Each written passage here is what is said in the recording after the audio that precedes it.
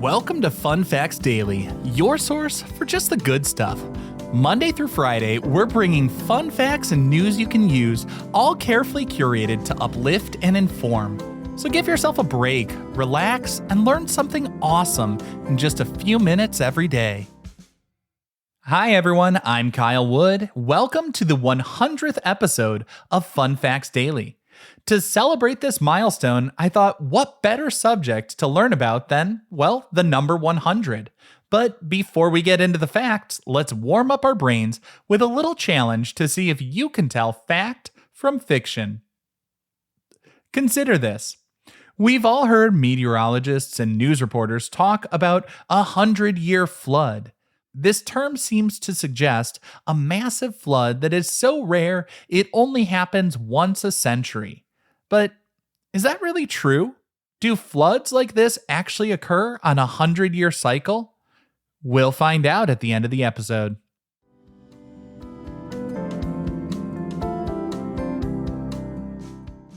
Now for your word of the day.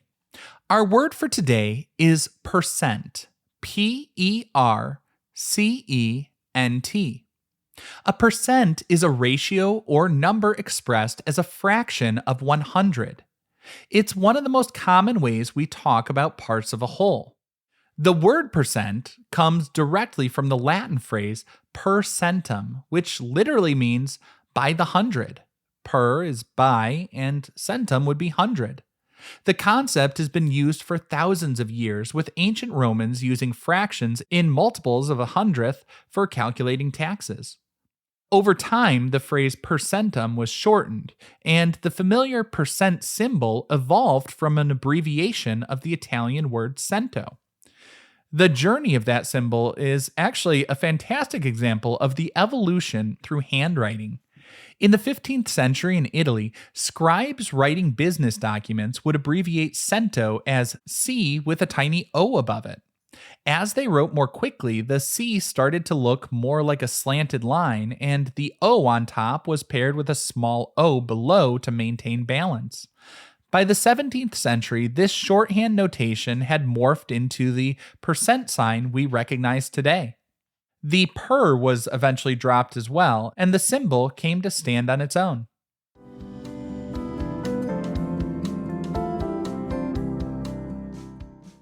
Time for your daily high five, our top 5 fun facts about the number 100. Number 1. The temperature scale used by most of the world is based on the number 100. When the Swedish astronomer Anders Celsius developed his temperature scale in 1742, he created a system that was simple and logical. He based it on the properties of water, assigning 0 degrees the point where it boils and 100 degrees the point where it freezes. I know, it sounds backwards, but I did read that correctly.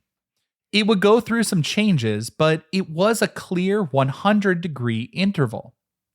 A year later, the scale was reversed to the familiar format we know today, where 0 degrees Celsius is freezing and 100 degrees is the boiling point. This 100-point system, also known as the centigrade scale, centi meaning 100 and grade meaning steps, it was incredibly intuitive. It made scientific measurements and everyday temperature readings easy to understand and standardize. Because it's based on these 100 logical units, the Celsius scale was adopted by the metric system, and it's now the official temperature scale for almost every country in the world, making it a truly global standard built on the number 100. Number 2. In the United States, the $100 bill features a man who was never president. While most U.S. currency features presidents like George Washington on the $1 bill or Abraham Lincoln on the $5 bill, the coveted $100 bill honors Benjamin Franklin. Franklin was a brilliant inventor, diplomat, writer, and one of the founding fathers of the United States, but he never held the nation's highest office. His presence on the bill is a tribute to his immense contributions to the country's founding and his embodiment of American ingenuity and civic virtue. If you want to learn more about him, check the links in the show notes. One of my earliest episodes was about Benjamin Franklin. The decision to feature Franklin on the $100 bill is also tied to his famous saying, "A penny saved is a penny earned," reflecting his emphasis on thrift and financial wisdom. His image has been on the $100 bill since 1914, making him one of only two non-presidents on currently circulating US paper money, the other being Alexander Hamilton on the $10 bill. It serves as a reminder that leadership and national importance come in many forms beyond the presidency. Number 3. The official boundary between Earth's atmosphere and outer space is set at 100 kilometers. Known as the Kármán line, this specific altitude is internationally recognized as the point where space begins. It's named after Theodor von Kármán, a Hungarian-American engineer and physicist who first calculated that above this altitude, the atmosphere becomes too thin to support aeronautical flight. Essentially, any vehicle traveling above the Kármán line needs a propulsion system to stay aloft, like a rocket, rather than relying on the aerodynamic lift that planes use. While it's not a physical line you can see, the Kármán line is a crucial legal and regulatory boundary. It helps to differentiate between aircraft, which fall under a country's airspace, and spacecraft, which are in outer space. So, when commercial space companies send tourists on suborbital flights, crossing that 100-kilometer mark is the key to officially earning their astronaut wings and saying they've been to space. And if space is your jam, again, check the links in the show notes. I'll put a link to my Spotify playlist on my space-related episodes. Number 4. The famous Chinese century egg isn't actually 100 years old. Despite its name, the century egg is not left to age for a century. This Chinese delicacy is a preserved duck, chicken, or quail egg that is cured for several weeks to several months in a mixture of clay, ash, salt, quicklime, and rice hulls. The process transforms the egg in a remarkable way. The yolk turns a dark green or gray color with a creamy, cheese-like texture, while the white becomes a translucent, amber-colored jelly. The name century egg is more of a poetic reference to the long preservation process and the dramatic change in the egg's appearance and flavor, making it seem ancient. The origins of the delicacy are said to date back 600 years to the Ming Dynasty, when someone supposedly discovered duck eggs that had been naturally preserved in a pool of slaked lime. Today, it remains a popular dish, often served as an appetizer, showcasing a culinary tradition that is rich in history, even if it's not quite 100 years in the making. And our fifth and final fun fact for today: 100 actually originally meant 120. While we define 100 as exactly 10 times 10, this wasn't always the case. In Old Norse and early Germanic cultures, people used a system called the Long Hundred or Great Hundred, which was equal to 120. This system was based on a duodecimal, base 12 counting method, rather than our modern decimal, base 10 system.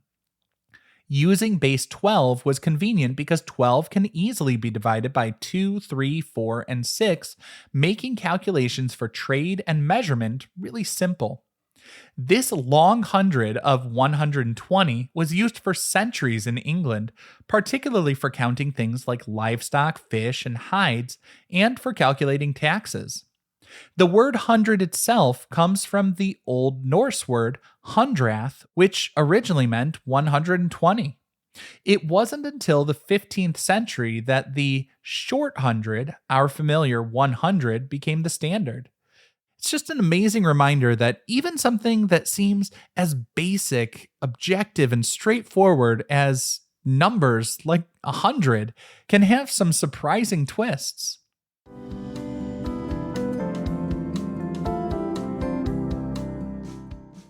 Now for some news you can use. Today's tip can be really helpful for when you're trying to develop a new skill. It's called the 100-hour rule. You may have heard of the 10,000-hour rule, which says that it takes about 10,000 hours of practice to achieve true mastery. While that's great for becoming a world-class expert, it can feel intimidating and discouraging if you just want to learn to play the guitar or speak some basic Spanish. The 100-hour rule is a much more achievable goal. Instead of focusing on the 10,000 hours it takes to achieve total mastery, focus on about 100 hours to become pretty good at something. The idea is that dedicating 100 hours to a new skill is enough to get you past that initial frustrating phase where you feel like you aren't making any progress. If you want to take up a new instrument or a sport or really learn anything, the first 100 hours are a grind. You're just getting to know the lay of the land and you feel like everything is new. It can be a bit overwhelming. But after 100 hours, you start to find your groove. And once you get past that initial struggle, you can start to see if you really enjoy the new activity. 100 hours breaks down to just about 20 minutes every day for 10 months, a little less than a year. Committing this block of time can take you from knowing nothing to being competent and confident. It's a fantastic way to frame a new hobby, making big goals feel small and manageable.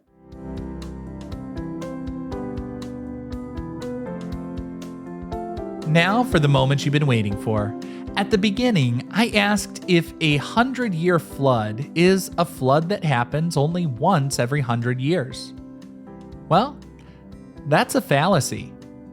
It's one of the most widely misunderstood weather terms. A 100-year flood is actually a statistical measurement. It means that in any given year, there is a 1 in 100 or 1% chance that a flood of that size will occur. It has nothing to do with a calendar cycle. So it's entirely possible for 200-year floods to happen in back-to-back years, or even in the same year, although it's statistically unlikely. The term simply helps scientists and engineers define the risk level for a certain area, not to predict when a flood will happen.